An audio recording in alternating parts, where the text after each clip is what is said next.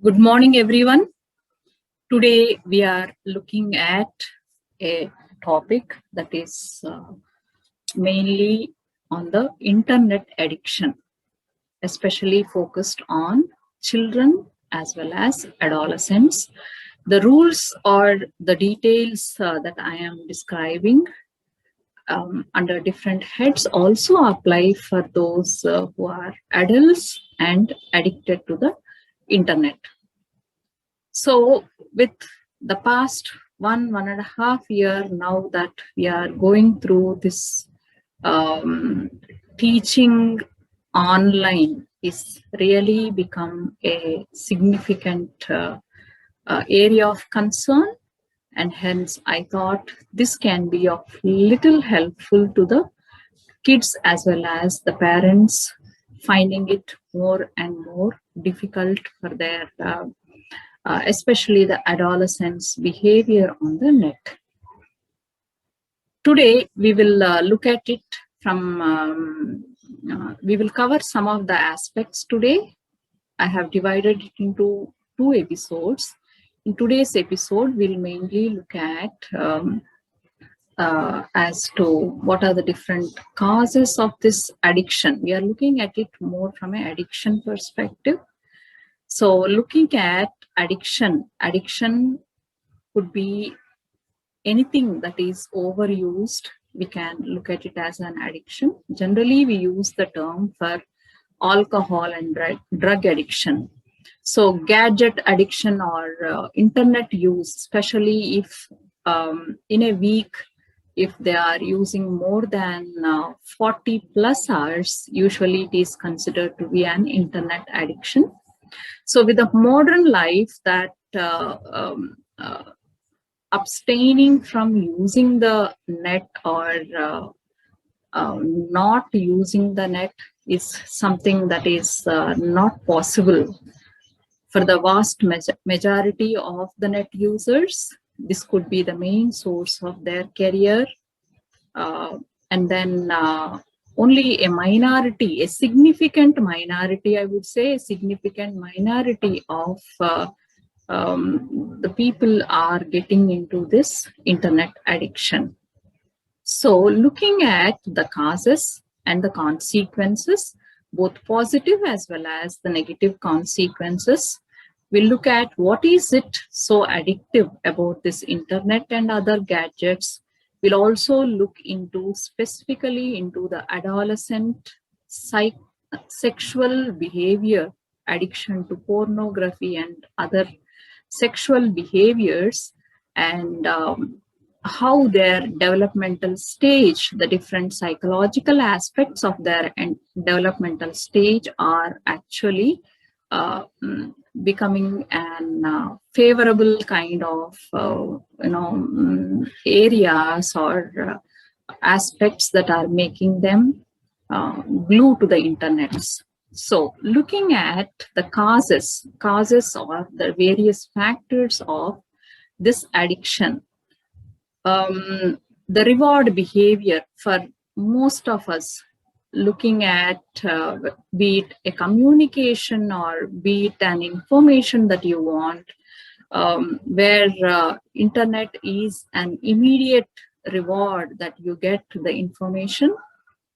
And then for someone who is not very interactive socially and less in communication, internet can be a better source of interacting, where they don't have to look at it more a difficulty in face-to-face interaction. So someone who is anxious, someone who is socially shy, internet is a kind of escape, easy escape for them to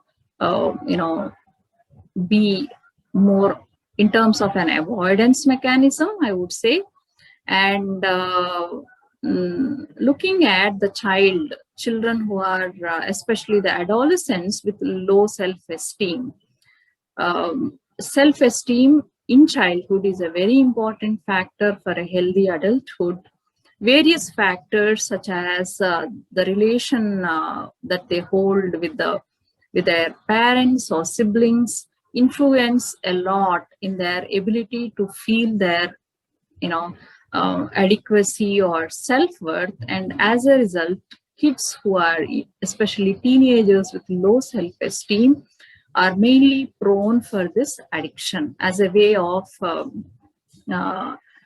looking at their boosting their self-worth, or trying to connect with the peers where they are much more comfortable than relating to the family members or parents. So self-esteem, and looking at other reasons for this addiction, and instant communication, where you need not really interact with anyone, and then instant communication that is provided here. And shy individuals, introverted, and especially if you look at internet addiction as a in the brain, there are circuits for natural rewards. Like generally it is the circuit is activated with the natural survival kind of needs, like food and other basic survival needs. There are certain natural unnatural reinforces, like people who are not very happy with this natural kind of reward circuit are more prone for, it's more like an impulsive seeking kind of a behavior, where they are more prone for these unnatural kind of sensation seeking, where alcohol comes into picture, drug addiction comes into picture. More so, the internet addiction also can be an impulsive seeking kind of behavior. So looking at these various reasons, now let's shift to the area of what is this addiction? What are they addicted to? So mainly looking at it more a instant communication, where there can be an instant transfer of information that can happen. And especially for the kids and adolescents, the three-dimensional multiplayer games, where they can become players in the virtual world, with trying to connect with virtual friends, and sometimes trying to have more friends by being a participant of these graphic games. And especially is a big attraction for the young kids. And like I said, being in the present situation, everything going on online. So here the only way of the kids' peer interaction also seem to be like as they are attending to these online classes, a lot of parents complain, they open the chat boxes, they try to kind of communicate with the peers. Maybe it is related to the classroom situation, or it can be sometimes outside the classroom situation also. But then they are getting access to these extra possibilities of getting into chat rooms or MySpace or whatever the teen related attractions or applications on the internet. And then kids being very fast in grasping the technology, and then it's very easy for them to kind of get used to or get access to those kind of applications that even sometimes an adult may not be aware of. So it is all these attractions, the easy communication, the games, and ability to instantly connect to someone in the virtual world. All these are becoming a major kind of attraction or addictive factors. So looking at the consequences of this internet addiction, so I would say that we will look at it more from a kind of two-sided, it's more like a two-sided sword. There are positive, like I said, with the present scenario, and we cannot avoid using the internet, or we cannot work without the internet, be it related to technology, or be it related to school or college related, or for that matter, even the counseling sessions that we conduct, or consulting your doctors for medical needs, everything being on internet. So it is an easy access and instant access of all these essential facilities that are required with the present scenario, and it's a very good communication system for the family and friends, and it also gives you that self-confidence of able to do multiple functions just sitting in the place where you are, and then you don't have to run around meeting people, or more on a time saver kind of a gadget where you can pay all your bills and everything, like a more of a time saver and all in one kind of a situation.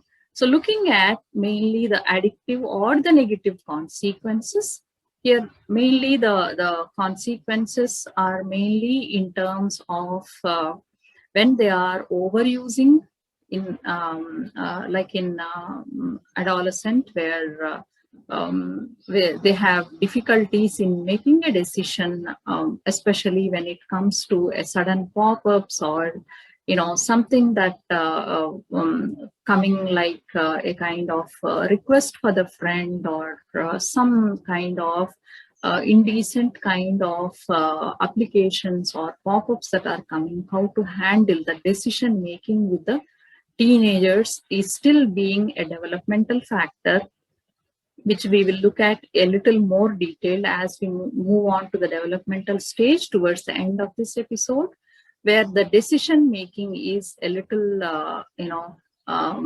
unclear or indecisive, where they get into access to these sites that are into pornography, or more into the dark spaces of the web, getting into more risky kind of behaviors, especially the risk-taking behavior of a teenager, where they have these kind of feelings that if they don't attend or be part of the friendship group, even though it is a distraction sometimes, so they are of the fear that maybe they will miss out on being with the group, or something very important is missed out.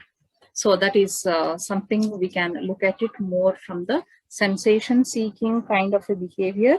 And looking at a little bit on the adult side, so there are consequences, psychosocial consequences, there are consequences, physiological consequences, where you sit in one place without moving for a long time, issues like lack of sleep, restlessness, backache, these kind of physical kind of problems. And then socially, where interactions might, face-to-face interactions might come down significantly, where you are thinking that you are meeting more new friends, and then you can do the interaction on the computer, where you don't really have to spend time on going out or meeting the friends. So there are restrictions on the social life as well. And looking at the emotional aspects, where they can be more like, especially on the academics of the children, where there are more and more young kids having addicted to the internet use, where the academics are falling, and then it is really becoming like a difficult situation for them to focus. So a lot of attention and distraction problems, even in the college going students, also affecting their careers in the future. And it is also found that employees who are having an access to the net are spending more time on getting into non-work related kind of applications as the employers look at it, and then spending more time on these applications than on the work. So there are multiple negative consequences that we can look at it from the internet, more from the psychological perspective, physiological perspective, emotional as well as social perspectives. So moving on a little bit on the adolescent's sexual behavior. So looking at more what is this addiction is about, what is that making them glue to the internet. So it is the easy accessibility and it is the anonymity where, it's more like it works like I can make a lot of friends, and then sometimes it can be like friends that who are made on the internet, or they are trying to meet in the real world. So a very significant factor that parents need to understand is that the internet behavior that people show is completely different from their offline behaviors.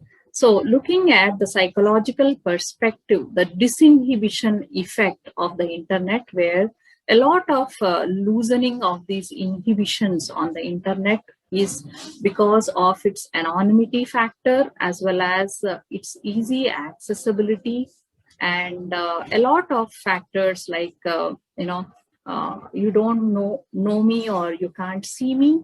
So again, anonymity kind of a thing, and then see you later, where, at any point of risk, I can be out of the picture.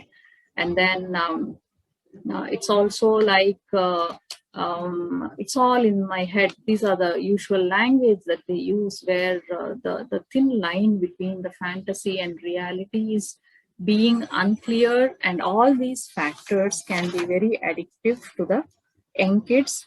And especially looking at factors like it is just a game, so there are no consequences, especially when it comes to the multi-dimensional kind of internet games, or sometimes it is related to other risk-related behaviors related to pornography, and getting into these videos and posting nude pictures, all these kind of stuff, where it is considered to be just a game.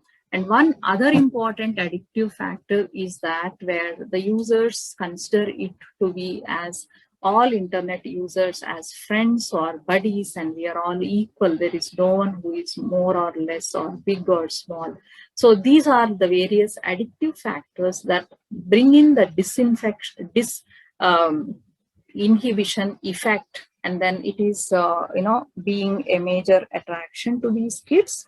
And then looking at the various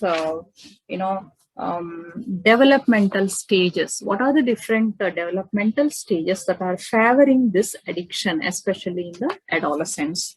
So mainly when you look at the child development here, like I said, the risk-taking behavior or the sensation-seeking behavior, especially in this adolescent age, where they are unable to take especially a critical, their critical thinking or their decision-making capacities are still developing. And then, yes, of course, once in a while they are able to take decisions, very mature decisions, but it is still a kind of, at a developmental stage, while they think that they have mastered the this kind of critical thinking or decision making when it comes to how to handle these unexpected situations. And then looking at the developmental aspects, neurodevelopmental aspects, prefrontal cortex is the area where usually used for the executive functions. So whereas in this young adults or young adolescents below 16 or 15 years, where it is still, where executive functions such as planning, such as able to foresee the consequences and able to control these compulsive kind of, or impulse control kind of behaviors, where this prefrontal cortex is still in a developmental state. And then their ability to plan ahead, or how much of risk is safer or how much of risk is unsafe, this indecisive factor is posing the adolescents into more of, getting into these kind of risky situations. And their ability or risk attenuation that we call inability to assess foresee the consequences of how much risk is safer beyond what is considered harmful is something that is also one of the important factor that we need to look at here. So that is about the brain development, and looking at the generalizability, their ability to generalize. Like if you say as young as 10 years or 12-year-old kids that you're not supposed to give personal information to the strangers, which seem to be working well with certain applications like in the chat room, or when it comes to shifting to some other application, they are unable to generalize, where in case of an Instagram or instant messenger, where they are not able to generalize, and then giving into some personal information which they are unable to generalize. What is told in one particular application is also applicable to some other application. So inability to generalize, whereas in an adult, this generalizability is much more well developed, where in real life situations, when there are certain areas where they can also understand that is generalizable to other areas on the net as well. So the generalizing limitations, the generalizing capacity is one other factor. And then when it comes to the communication, so mainly the communication between the adults, parents, as well as the teenagers. So generally, since computer is more of an isolating kind of an activity, here how internet, these sudden unexpected kind of pop-ups or the kind of request for becoming a friend are handled by teenagers online is not very accessible. Where for an adult it is very easy, where they can kind of if they can model how to handle these. But since being an isolating activity, the lack of communication between parents about the safe use, to what extent it is safe, to what extent where it crosses the safety limits, especially when it comes to the sexual behavior. So all the more there is a block as to between parents as well as the teenager as to the kind of dialogue or the kind of communication that need to happen. So these are some of the areas that I want to kind of bring in this part one. In next week, we will look a little more detailed about the various treatment strategies, both as well as curative as well as preventive strategies in a little more detail. Hope this little video is helpful in some way to the parents, and then we will look into how to handle this particular problematic addiction in next week. Thank you all.